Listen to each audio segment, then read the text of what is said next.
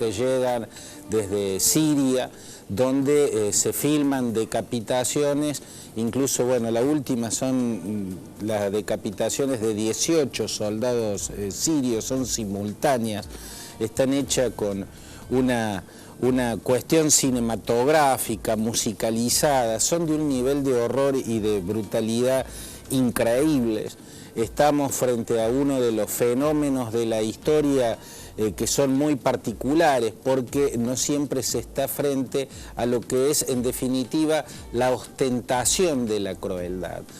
Sabemos que la historia está marcada por la crueldad, el lado oscuro de la condición humana, pero esa crueldad no siempre se ostenta. La ostentación de la crueldad es un capítulo en sí mismo, y lo que se está viviendo a partir de este extraño fenómeno llamado ISIS, por sus siglas en inglés, Daesh por sus siglas en árabe, y comúnmente simplificado en el concepto Estado Islámico, o sea, este califato o autodenominado califato que abarca una parte importante del territorio de Siria y de Irak, está mostrando en demasía esta ostentación de la crueldad, y lo más terrible de todo es que le está reportando inmensas ganancias en reclutamiento. Consiguen dinero, consiguen recaudar dinero, consiguen reclutar jóvenes de todas partes del mundo que acuden a decapitar, ¿no? Que acuden desde sus respectivos países a decapitar de la manera más brutal, de la manera más cruel. ¿En qué se basa? ¿En qué se sostiene esta ostentación de la crueldad? Bueno, en una interpretación literalista y estrambótica, incluso a esta altura de los tiempos, del Corán y sobre todo de las suras y de los hadices. El hadith son las vivencias, las experiencias, los que se dice que hizo y que dijo el profeta Mahoma. A Mahoma le tocó vivir un tiempo de guerras. Él combatió contra la oligarquía que dominaba la Meca, perdió en una primera fase, hizo la hégira, se refugió en Medina, allí armó un ejército, gobernó, volvió, conquistó la Meca. Es la historia de un conquistador, y está en su terminología y por ende en muchas páginas de la historia mahometana cuestiones de guerra e incitaciones del propio profeta, por ejemplo a la decapitación, ¿no? Se trataba de conquistar e imponer una visión religiosa en todas las tierras que él consideraba sagradas, el corazón de la península arábiga y todo lo que hoy es el Oriente Medio. Es también la historia de una guerra, es también un liderazgo militar el que tenía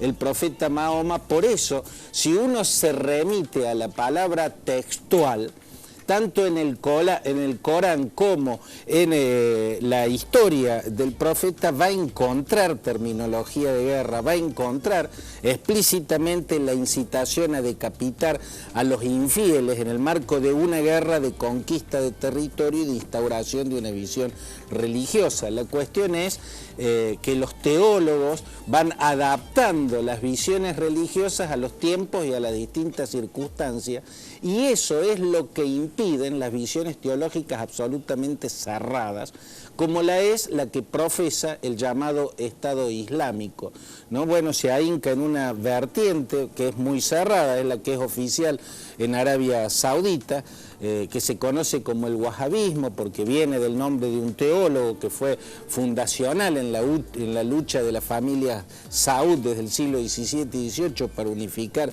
esos territorios.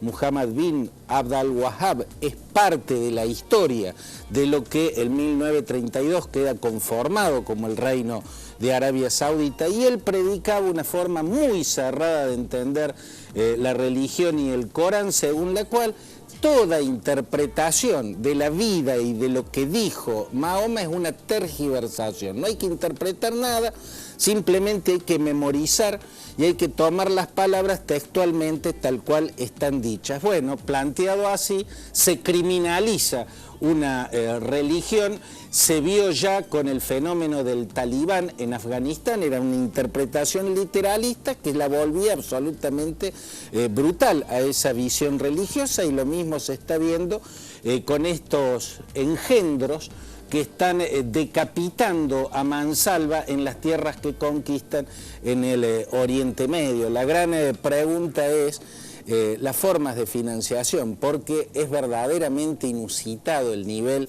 de éxito que tienen en el terreno militar. Cómo una banda con esas características pudo conquistar en tiempo récord semejante porción territorial. Hay formas de ver los desbandes del ejército sirio y del ejército iraquí, que por temor a caer en las manos de ellos y de ser decapitados, huían despavoridos dejando tanques, carros blindados, armamento pesado.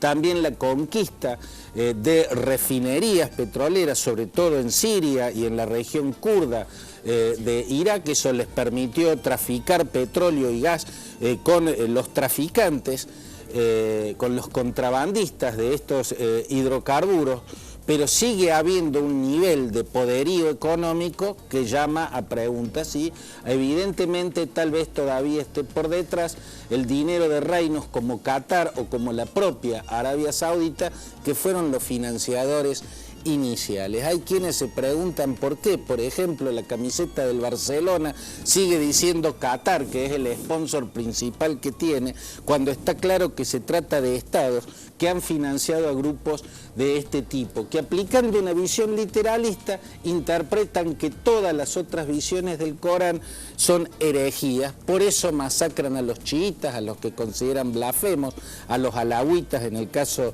de Siria, a los árabes cristianos iraquíes, los caldeos, los asirios, los siríacos, los yazidíes, que son preislámicos, y de locuras el mundo está lleno. Está siempre presente. El tema es la financiación. Siguen estando por detrás los petrodólares de las monarquías de la península arábiga. En fin, es algo que todavía queda por verse claramente. Gracias, Claudio. Gracias a vos.